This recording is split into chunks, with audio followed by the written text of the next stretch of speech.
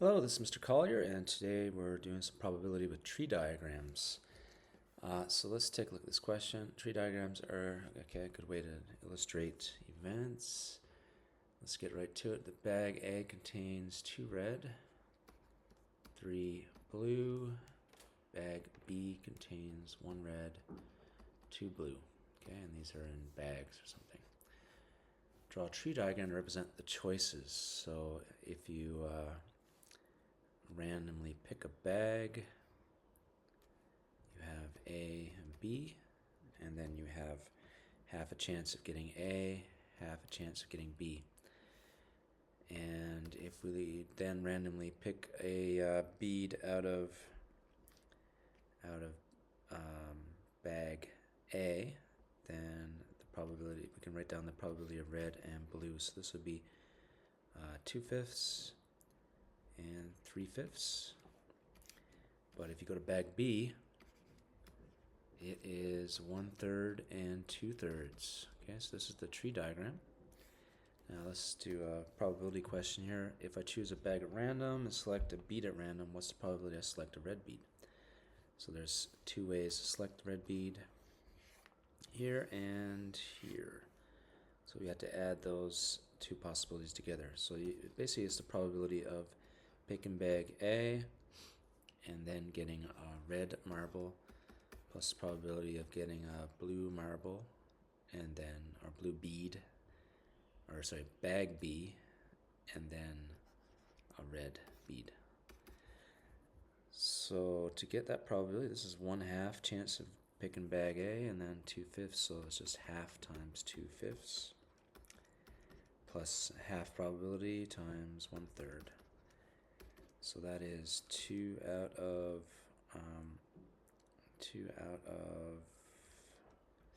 well, let's actually, in this case, we don't have the same denominator, so simplifying actually is helpful.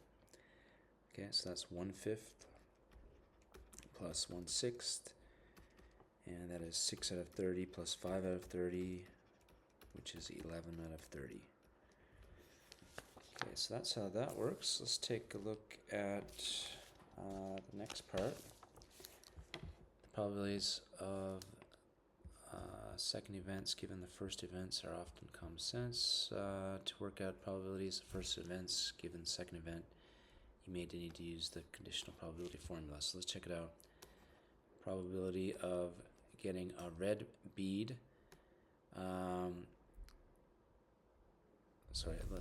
What's the probability of getting a bag from bag, or getting a bead from bag A, given that it's red? Okay, so if you know it's red, what's the probability it came from bag A? That's a bit hard to do in a tree diagram, so you can use the formula for conditional probability. Okay, bag A and red divided by probability of red. Okay, I'm just using the conditional probability formula here from the formula booklet. Okay, so the probability of coming from bag A and getting red is 1/5 times 1/2 times 2/5. And the probability of getting red is your answer from part A. Okay, to simplify this fraction, I can multiply numerator and denominator by 30, and I will get 6 out of 11 is the conditional probability. Okay, let's take a look at another example. We have a bag contains 4 red and 3 and 5 green. 2 beads are selected at random. The first is not replaced. So you can look up for those words, not replaced. Draw the tree diagram. Okay, so let's draw a tree diagram over here. We have 2 beads are selected. So the first selection you can get red or green. And then this next branch is for your second selection. So here's your tree diagram. Now you have 4 red and 3 green, or sorry, 5 green. So the probability of red is 4 out of 9, and this is 5/9, of course. But after picking 1 red, now there is 3 red and 8 total. So this is 3/8 left over. And then 5/8 is green. And if you pick green on the first pick, then now there's only 4 green, so it's 4 4/8, and this one also has to be 4/8. There's four of them there, right? So once you have an accurate tree diagram, you can answer all the other questions. Find the probability the second bead is red given the first is green. Okay, so sometimes you have to write out some words just not to confuse yourself. First is red given, second is red given first is green. Okay, so second is red given first is green. Okay, and I'm gonna maybe make this a bit easier for myself and write this as R2 and G1. First one is green, second one's red, divided by the probability the first one is green. So let's work out that probability. So probability the second one's red and the first one's green is just this branch right here. First one's green, second one's red. So that's 5/9 times 4/8 divided by the probability the first one is green. That is just 5/9, right? That's the probability. And actually, that's kind of common sense. Now these cancel, it's just half. Which makes total sense because this is half, right? It's just this branch actually, so perhaps we didn't need the formula for that. What's the probability the second bead is red? So we have to do probability of red plus probability of green-red because there's two ways that the second one can be read. So that is 4/9 times 3/8 plus 5/9 times 4/8. Your denominators are 72 and the numerators are 12 plus 20 is 32. Okay. Next, let's get the probability. The first bead is green, given the second one is red. Use the formula and divide by probability the second one's red. So first one's green, second one's red is again that 5/9 times 4/8. The denominator, the probability of the second one is red is our answer from part 2. So it is 32 out of 72. 9 times 8 is 72, so those just cancel. And we get, sorry, what is that there? Is that a 4? So we get 20 out of 32 is the probability. 20 out of 32. And you can do the other two similarly, but there's some slight differences. So let's try the next one. The first bead is red, given that the second bead is red.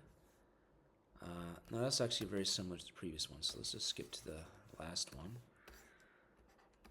Probability the first bead is red,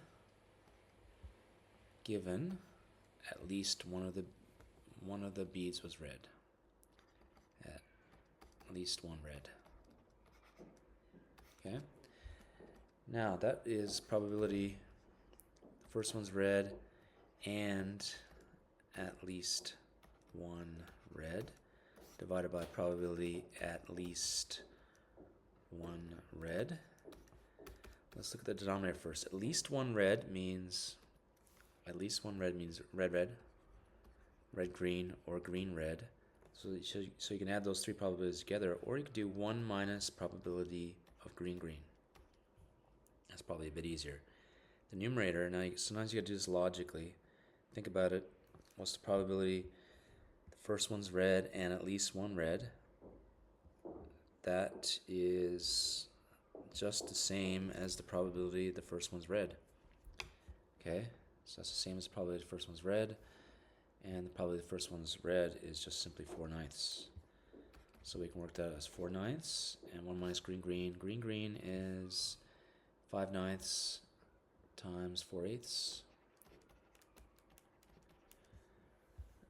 Yeah, then I would multiply the numerator and denominator by 72 here to get rid of that. 72 divided by 9 is 8. 8 times 4 is 32. And on the denominator, you get 72 minus 20, which is 52. So it's 32 over 52. Okay, green. Okay.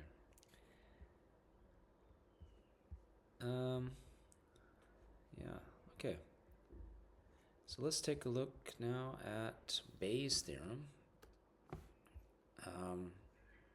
Yeah, let's take a look at it. I'll explain Bayes' theorem in a second, but let's just do this logically. Okay. So we've got in 2023, Science Magazine reported on a new computer-based test for ovarian cancer, clinical protemics, that examines a blood sample for the presence of certain patterns.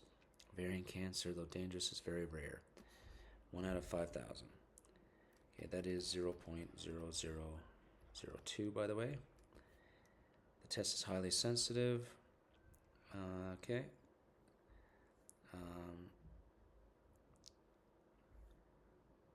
Able to correctly detect ovarian cancer in 99.99% of women. Okay. However, it is unlikely to be used as a screening test because the test gives 5% false positives. Why are false positives a big problem? Let's draw a tree diagram and figure it out. Okay, so basically you can have cancer or no cancer, and the prevalence rate is 1 in 5,000, so that's 0.0002. This is 0.9998. Now, if you have cancer, you have a certain probability of testing positive or negative. I'm going to write negative as P prime. That's not positive. Okay, so since you have correctly detecting cancer is 99.97%, then this decimal is 0.9997. Of course, that means this is 0.0003. And then we have false positives is 5%. That means this is 5% right here, 0.05, and this is 0.95. All right, so what we're interested in here is the probability of having cancer given you've tested positive. So if you go to the doctor and you test positive, and you want to know what this actual percentage is, right? So that's conditional probability of cancer and positive divided by probability of positive is, so cancer and positive is this top branch, 0.0002 times 0.9997. Positive probability of testing positive, you have those two branches here. So 0.00, so let's do that in green. This is positive, tested positive, and people without cancer can test positive.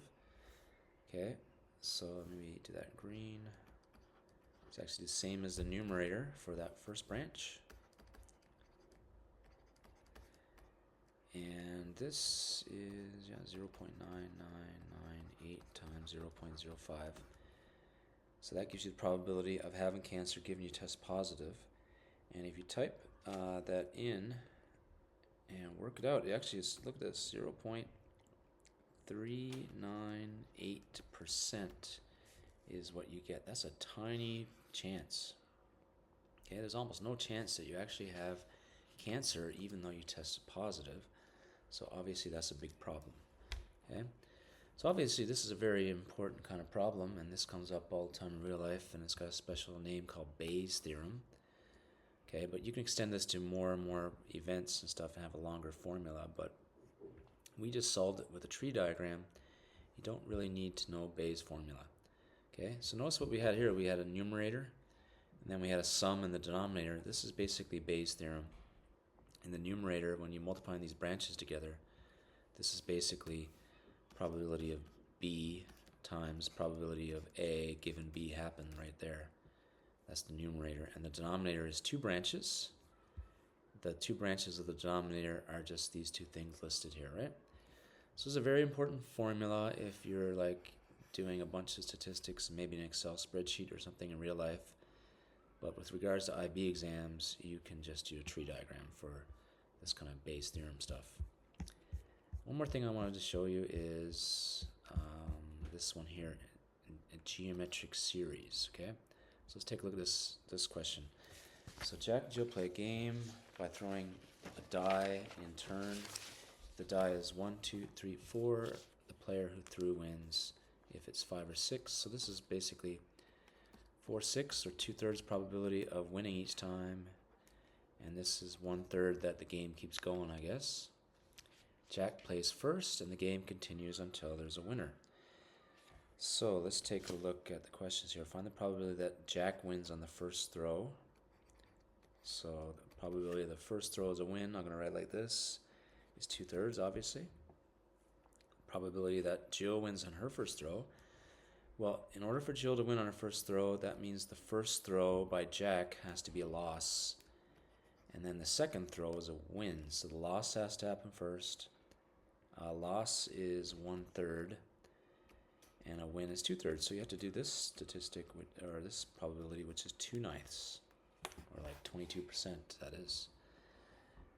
And now find the probability Jack wins the game. So this is the probability Jack wins after the first throw. You can work out after the second throw. Jack could win on his third throw or fourth throw or fifth throw. The game could go on forever. But we do have a formula for an infinite series in our formula booklet. Let's take a look at it. Okay, that's right at the beginning. So this is an infinite geometric sequence where U1 is the first term and R is the common ratio. Okay, but let's do a tree diagram first, actually. So we have win or loss. So on the first throw, there could be a win or a loss, and that's like 2/3 and 1/3. And then after the loss, somebody throws a die again, so win or loss, 2/3, 1/3, and it keeps going like that indefinitely. Okay. All right. So we want to find the probability Jack wins. We want to add probably the first throw of the die is a win plus probability a loss happens, and then Jill loses, and then Jack wins, plus the probability of Jack loses, Jill loses, Jack loses, Jill loses, and then Jack wins. Because Jack is throwing first time, third time, fifth time, and so on. That can go on indefinitely, forever, technically. So this is 2/3. This probability is 1/3 times 1/3 times 2/3. This probability is 1/3. Now there's 4 of them. Well, let's write it up. 1/3 times 1/3 times 1/3 times 1/3 times 2/3, and so on. So in our formula, U1 is the first term of this sequence. So U1 equals 2/3. And R is the thing you're multiplying by to get the next one. So this is what you're multiplying by. R is 1/9. Each time you're getting a new term in the series, you're multiplying by 1/9. So then you just substitute this formula, the sum to infinity, which equals the probability Jack eventually wins the game, is first term divided by 1 minus 1/9. Okay? And then that is 6/9 minus 1 is actually 6/8, which is surprisingly 3/4 or 75%. Works out to a nice whole number, even though this is an infinite series of fractions, just adding an infinite number of fractions together. And it turns out to be 3/4 or 75% chance that Jack wins the game. Notice the probability to win on the first time is 66.7%, right? And the next time is lower and lower, so the probabilities being added on are smaller and smaller and smaller. But it all adds up to 75%.